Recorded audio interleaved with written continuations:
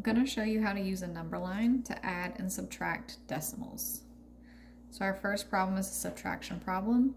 7 46 hundredths minus 52 hundredths. So to do this, I'm going to go ahead and set up a number line.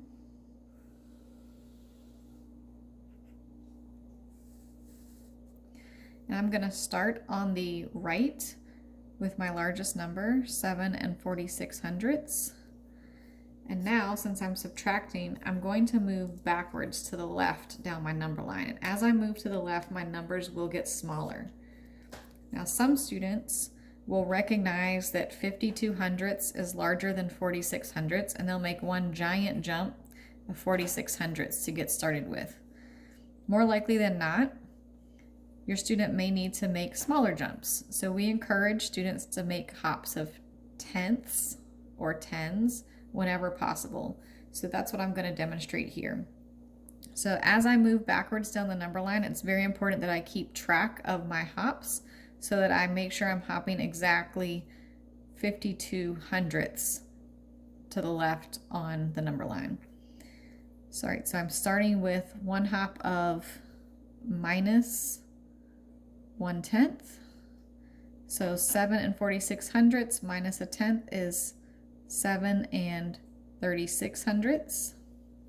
I'm going to hop another tenth. And I try to keep my hops about the same distance to model that proportionality when I'm using the number line. So 7 36 tenths, 7 36 hundredths minus 1/10 is 7 26 hundredths. I'm going to hop backwards again by a tenth. 7 26 hundredths minus a tenth is 7 16 hundredths. I'm going to hop backwards again a tenth. 7 16 tenths minus 7 16 hundredths minus a tenth is 7 6 hundredths.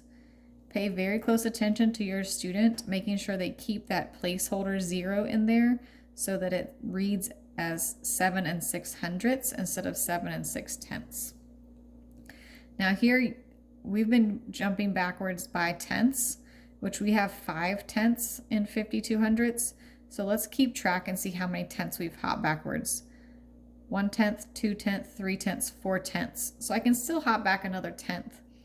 What may confuse some students is we're going to have to go down to 6 if we hop another tenth.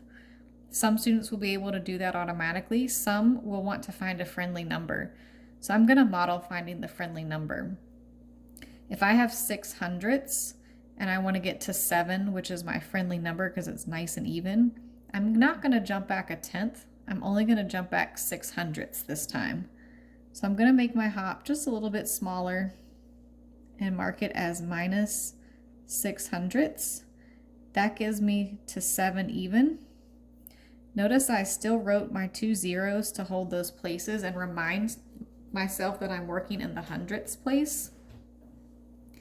And now across the top, I've gone back 46 hundredths. So I have to think about that. 46 hundredths.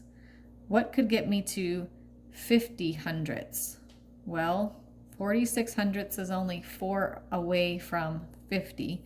So I'm going to hop back 4 hundredths.